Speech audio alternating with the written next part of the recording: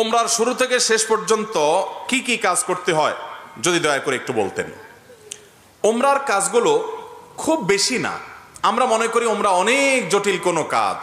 ওমরা পারফর্ম করা এটা খুব সহজ একটা কাজ। সর্বপ্রথম কাজ হলো আপনার দেশ থেকে আপনি যখন যাবেন মিকাতে গিয়ে গোসল করে উত্তম রূপে হাতের চুল নখ ইত্যাদি, শরীরের চুল নখ ইত্যাদি থাকলে অবাঞ্ছিত এগুলো কেটে পরিষ্কার হয়ে ফ্রেশ হয়ে গোসল করে এহরামের কাপড়, সেলাই ছাড়া কাপড় পরবেন, পরে লাব্বাইকা উমরাতান নিয়ত করবেন। কারোর পক্ষ থেকে করলে লাব্বাইকা উমরাতান আন অমুক অমুক মনে মনে নিয়ত করলে হবে, জমুকের তরফ থেকে লাব্বাইকা উমরাতান, বাস নিয়ত করে ফেললেন। এরপরে আপনি রওনা দিবেন। সাধারণত বিমানে গেলে মিকাত থেকে এহরাম পরা যায় না, তাহলে আপনি ঢাকা এয়ারপোর্ট থেকেও পড়তে পারেন, অথবা এহরামের কাপড় নিয়ে বিমানে ঘোষণা দেয় যে এখন আমরা মিকাত ক্রস করব, তখন আপনি পরে ফেলতে পারেন যদি অল্প সময় পান। আর নাহলে এখান থেকে এহরামের কাপড় পরে থাকলে নিয়তটা তখন করলেন লাব্বাইকা উমরাতান, বাস শুরু হয়ে গেল এহরাম পরা, একটা কাজ শেষ। এহরাম পরার পরে আপনি তালবিয়া পড়বেন, লাব্বাইক আল্লাহুম্মা লাব্বাইক লাব্বাইক লা শারীকা লাক লাব্বাইক ইন্নাল হামদা ওয়ান নি'মাতা লাকা ওয়াল মুলক লা শারীকা লাক। এটা পাঠ করতে করতে আপনি পুরা পথে যেতে থাকবেন। পুরুষরা জোরে জোরে পাঠ করবে, মহিলারা আস্তে আস্তে, বাস দুইটা কাজ হয়ে গেল। এহরাম পরা, গোসল করে উত্তম রূপে মিকাত থেকে নিয়ত করা এবং তালবিয়া পড়তে থাকা। এরপরে আপনি যখন মক্কা যাবেন, হারামের কাছাকাছি যাওয়ার পর হারামে কাবা শরীফ দেখে তওয়াফ শুরুর আগ পর্যন্ত আপনার তালবিয়া পড়তে থাকবে। মসজিদে প্রবেশের সময় মসজিদে প্রবেশের সুন্নাহগুলো পড়বেন, আদায় করবেন, করে ভিতরে ঢুকে শুরুতে আগে তওয়াফ শুরু করবেন। 7টা চক্কর দিবেন। কাবাগরের হাজরা আসওয়াদ পাথরকে বাম পাশে রেখে ডান পাশে সবুজ লাইট রেখে বিসমিল্লাহি আল্লাহু আকবার বলে আপনি তওয়াফ শুরু করবেন। 7বার চক্কর দিবেন, 7বার। এই 7বার চক্করের প্রত্যেক চক্করে আলাদা দোয়া নেই, তবে এই চক্করে দোয়া কবুল হয়। দারুণ দোয়া কবুলের একটা জায়গা। মনে আল্লাহর কাছে যত চাওয়া সেগুলো পেশ করবেন। এবং আপনি রুকনে ইয়ামানি বলে কাবার 4টা কোণার একটা কোণাকে, অর্থাৎ হাজর আসওয়াদ পাথর যে কোণা তার আগের যে কোণাটা আছে তওয়াফ করতে যেটা তার আগে পড়বে ওইটাকে রুকনে ইয়ামানি বলে। ওই কোণা থেকে হাজর আসওয়াদ পাথর কোণা, এই দুটার মাঝখানে একটা দোয়া আছে, রব্বানা আতিনা ফিদ দুনিয়া হাসানা ওয়া ফিল আখিরাতি হাসানা ওয়া কিনা আযাবান নার। আর যেহেতু এটা আপনার তওয়াফে জিয়ারা বলে, এটা প্রথম তওয়াফ, অতএব ওমরার তওয়াফ, এই জন্য আপনি এহরামের কাপড় পুরুষরা ডান পাশের বগলের নিচ দিয়ে বাম পাশে কাঁধের উপরে ফেলবেন। এটা করবেন। এটা করে আপনি এই তওয়াফটা শেষ করবেন। এবং প্রথম চক্করগুলো, প্রথম কয়েকটা চক্কর আপনি জোরে দিবেন, একটু জোরে জোরে দৌড়াবেন প্রথম 3টা চক্কর। এরপরে বাকি চক্করগুলো আপনি স্বাভাবিক থাকবেন। তো এই যে তওয়াফ 7টা দিবেন আপনি, প্রত্যেকবার হাজরতের পাথরের কাছে আসলে হাত দিয়ে ইশারা দিয়ে আল্লাহু আকবার বলবেন, বাস। আবার আপনি দোয়া করতে থাকবেন, এভাবে 7 চক্কর দিবেন। তওয়াফ করা শেষ, আপনি মাকাম ইব্রাহিমকে সামনে রেখে অথবা হারামের যে কোনো জায়গা দাঁড়িয়ে 2 রাকাত সালাত পড়বেন। প্রথম রাকাতে সূরা কাফিরুন, দ্বিতীয় রাকাতে সূরা কুল হুয়াল্লাহ।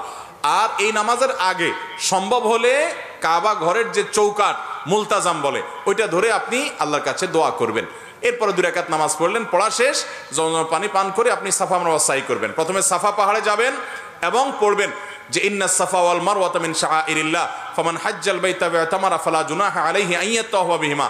পুরো আয়াত পড়তে না পারলে ইন্নাস সাফা ওয়াল মারওয়াতা মিন শাআইরিল্লাহ এটুকু পড়লেও চলবে, যে সাফা এবং মারওয়া আল্লাহর নিদর্শনের অংশ। এরপর আপনি সাফা পাহাড়ে দাঁড়িয়ে লা ইলাহা ইল্লাল্লাহু ওয়াহদা আনজাযা ওয়াদা ওয়া নাসারা আবদা ওয়া হাজামাল আহজাবা ওয়াহদা এটা পড়বেন। এবং লা ইলাহা ইল্লাল্লাহু ওয়াহদাহু লা শারীকা লাহু লাহুল মুলকু ওয়া লাহুল হামদ ওয়া হুয়া আলা কুল্লি শাইইন কাদির এটা পড়বেন। এরপর আপনি কিবলার দিকে ফিরে 2 হাত তুলে, ওই যে কাবা শরীফের দিকে ফিরে 2 হাত তুলে মন খুলে দোয়া করবেন। দোয়া কবুলের জায়গায় সাফা পাহাড়। সাফা পাহাড় থেকে নবী সাল্লাল্লাহু আলাইহি ওয়াসাল্লাম সর্বপ্রথম ইসলাম প্রকাশ্যে প্রচার শুরু করেছেন, সেই স্মৃতি বিজড়িত জায়গা। আপনি দোয়া করবেন। এটা ইব্রাহিম আলাইহিস সালাম এবং ইসমাঈল আলাইহিস সালাম এবং মা হাজারার স্মৃতি বিজড়িত জায়গা। যাই হোক, সাফা পাহাড়ে দোয়া করার পর এরপরে আবদাউ বিমা বাদা আল্লাহ বি, আল্লাহ সাফার নাম আগে শুরু করছেন, তা আমি এখান থেকে সাই করা শুরু করছি। হেঁটে যাবেন হলো কোথায়? মারওয়ায়। মারওয়া যাইতে মাঝখানে 2টা সবুজ লাইটের জায়গা পড়বে, ওখানে পুরুষে একটু জোরে হাঁটবেন, বাস এইটুকু। এবং এই সাইর সময় আপনি জিকির আজকার তাসবিহ তেলাওয়াত করতে পারেন। তওয়াফের সময় ওযু থাকতে হবে, সাইর সময় ওযু না থাকলেও হয়ে যাবে, কিন্তু ওযু থাকলে ভালো। এবং তওয়াফ সাইয়ের মধ্যে ওযু ছুটে যায়, ওযু করে এসে আবার যেখান থেকে ছুটছে ওখান থেকে আবার কন্টিনিউ করতে পারবেন।